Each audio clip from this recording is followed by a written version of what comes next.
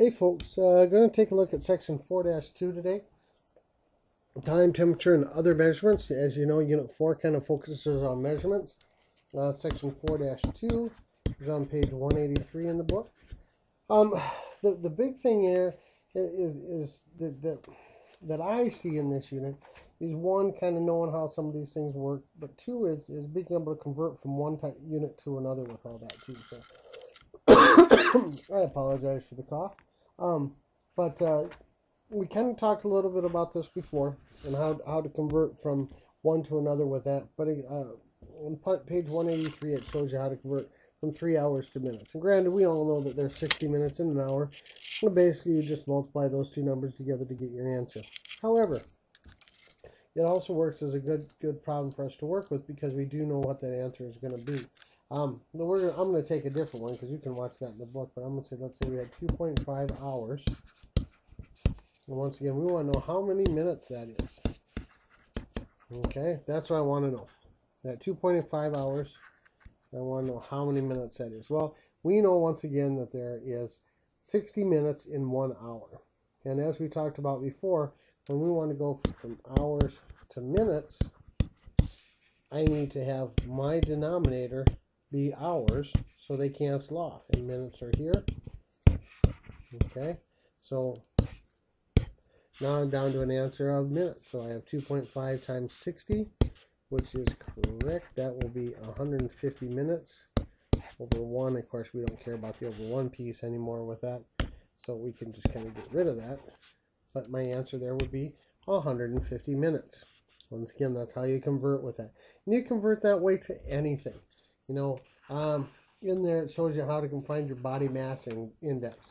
Perfect. You know, you can do that. There's a lot of different calculations, a lot of different things you have to convert in that, and that will work fine in those areas too. So, another thing that it talks about in this unit too is converting between Fahrenheit temperature and Celsius temperature. Now, there's two different equations here, and you can see them beginning on page 184.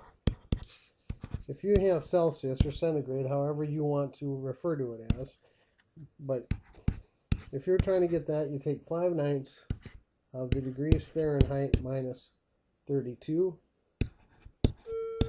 and that's how you would get your answer. Now, conversely, if I want to get to degrees Fahrenheit, I take 9/5 of what the answer is in Celsius, degrees Celsius, and I add 32 to that answer.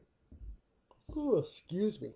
So now the one thing is I can never remember which formula works right here for these things too, but I do know that water boils at 212 degrees Fahrenheit, and that is the same as 100 degrees Celsius.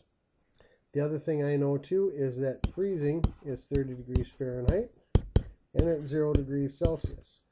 So I can plug these numbers in here and see what I get for the correct answer with all that too, to make sure that I am on the right page with all that. So that's another way that I can work that too, to make sure that everything is correct that way. So because like I said, I'm not sure. Sometimes I try and change the Celsius and the Fahrenheit around with some of those things too. So these are going to be two formulas you're going to kind of want to remember as you go along with all that. So keep those pieces in the back of your mind. Page 186 has a lot of other different types of units of measurements too with all that. Some of those you might work in your program. Some of those you might not. Everything from ohms and hertz and Faraday and Henry and joules and watts and moles and amps and a lot of things that you're going to work with in an electrical career with all that stuff too. So, but if you want to do some practice in this area, take a look at page 187. The answer's in the back of the book, and it's 1 through 48. And those will help give you some problems too that will kind of get you where you need to go with some of those things too. So the first ones are those conversion ones like that. Once again, the other ones are kind of putting all these pieces together with all that too. So do what you need to make sure you feel comfortable with the material in this unit.